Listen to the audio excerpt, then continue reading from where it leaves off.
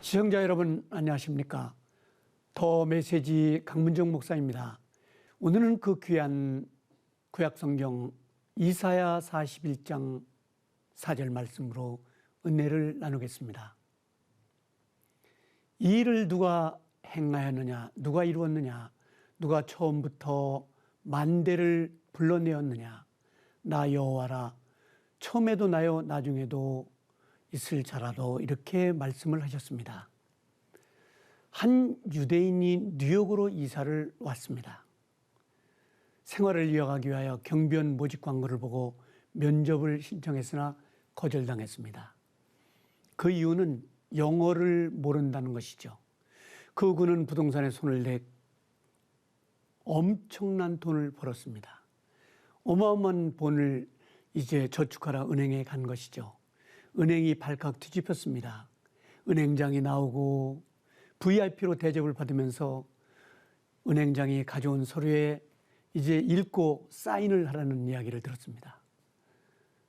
은행장님, 저는 영어를 모릅니다. 은행장은 기절할 뻔했다고 합니다.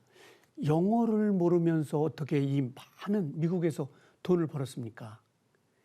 예, 만약 내가 영어를 잘했으면 지금 아마 하찮은 경비원으로 일했을 겁니다. 그리고 잊지 않은 말이 이런 것이었습니다. 인생은 하나님이 다 이루는 것이라고요.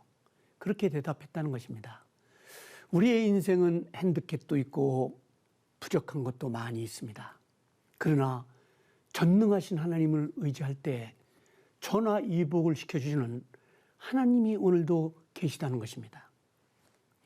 주전 1405년부터 1334년 여호수아가 성경에 등장합니다. 여호수아에게 하나님은 강하고 담대하라. 물론 여호수아가 하나님의 부름을 받았지만 부족한 것이 많이 있었겠지요. 그런데 하나님은 여호수아에게 말씀하시기를 3번씩이나 강하고 담대하라. 인생을 인도하시는 하나님의 말씀을 들으면서 그는 하나님을 강하게 의지했을 겁니다. 이문은 유대인이나 부족함을 깨달은 여호수아에게 하셨던 하나님, 내가 이루는 것이야.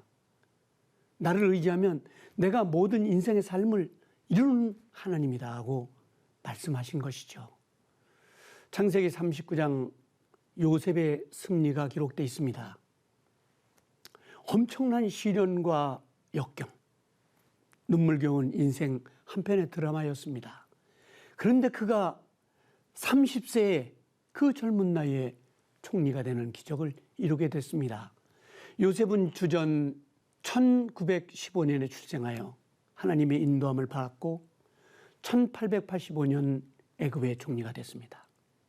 누가 하시는 것일까요? 낭만 가운데, 정말 극한 역경 가운데, 절망 가운데, 어떻게 할 바를 모르는 환경 가운데 하나님은 그의 역사를 이루어 가셨습니다.